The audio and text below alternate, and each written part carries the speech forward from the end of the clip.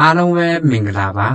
ကိုဒေးဗစ်နဲ့မဲတုံးရဲ့အင်တာဗျူးကိုအရင်ဦးဆုံးနားထောင်ကြည့်လိုက်အောင်နော်ဒီနေ့မှာတော့စကားစအုပ်စုတဲကနေမွေးလိမ်မွေးကောက်ဘရင်လို့နာမည်ကြီးနေတဲ့မဲလုံးနဲ့အတူ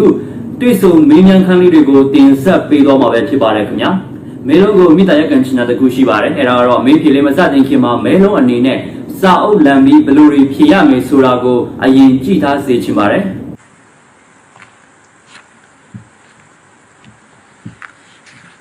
โอเคအဲ့ဆိုရင်ကျွန်တော်စမေးပါပြီမအားလားအဘပုဒီအာနာသိမ့်မှုအပေါ်မှာမဲလုံးအနေနဲ့အဘပုကိုဘယ်လိုမြင်ပါတယ်လဲဘာပြောချင်ပါတယ်လဲ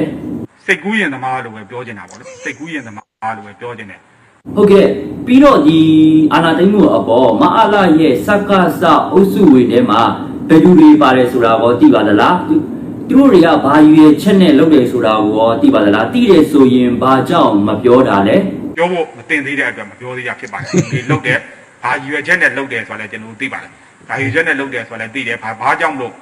လုပ်တယ်ဆိုတာလည်းသိပါတယ်ဟုတ်ကဲ့ဒါဆိုရင်မအားလားဒီအာနာသိမ့်မှုဟာဘယ်လိုအကျိုးဆက်တွေဖြစ်လာနိုင်တယ်လဲဘယ်လိုပြစ်ဒဏ်တွေကအဘပုပေါ်ကြောက်ရောက်လာနိုင်ပါတယ်လဲကြီးလေးတဲ့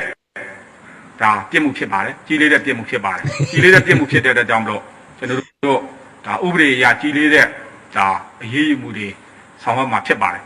ဟုတ်ကဲ့ဒါဆိုရင်ဒီအာဏာသိမ်းမှုကိုအစိုးရအနေနဲ့ရော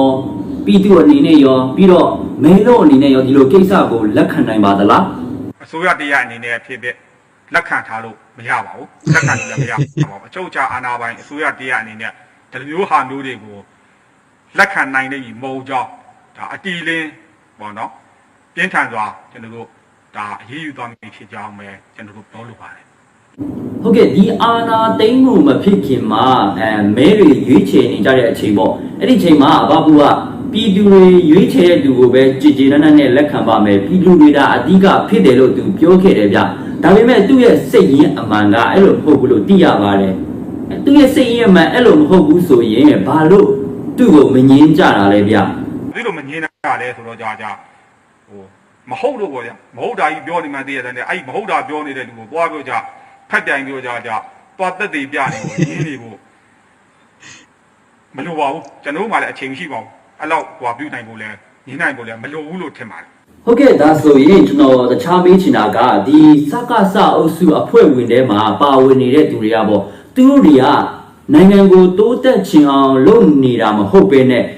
မိမိကိုယ်ကျိုးစီးပွားတိုးတက်ဖို့ပြီးတော့နိုင်ငံရဲ့တယံဇာတတွေကိုရောင်းစားဖို့အတွက်လုပ်နေတဲ့သူတွေရှိလားဗျဒီစက္ကစအဖွဲ့ဝင်ထဲမှာပေါ့ဟာရွယ်ချက်နဲ့မေးတာဘာရွယ်ချက်နဲ့ပဲမေးပြီးပေါ့မေးစရာရှိလို့မေးတာမေးသိလို့မေးတာရှိလားမရှိဘူးလားအဲ့ဒါပဲပြောပါ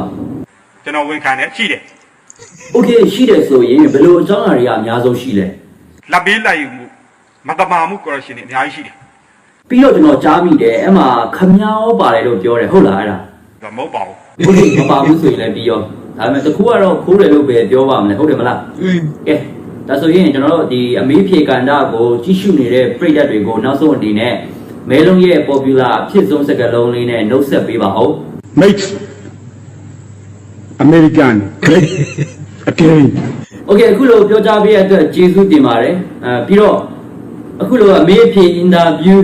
လာလုပ်ပေးတဲ့ကျွန်တော်ကိုကျေးဇူးတင်ပါဦးဟုတ်ဆရာကျေးဇူးတင်ပါတယ်ခင်ဗျာโอเคကျွန်တော်ကအခုလိုပြန်ပြောပေးရတဲ့အတွက်လည်းကျွန်တော်ကတဖန်ပြန်လဲပြီးတော့ကျေးဇူးတင်ပါတယ်ကျွန်တော်မိန်းမများအားလုံးကိုလည်းစိတ်ရှိရှိနဲ့ဖြေကြားပေးရတဲ့အတွက်လည်းကျေးဇူးတင်ပါတယ်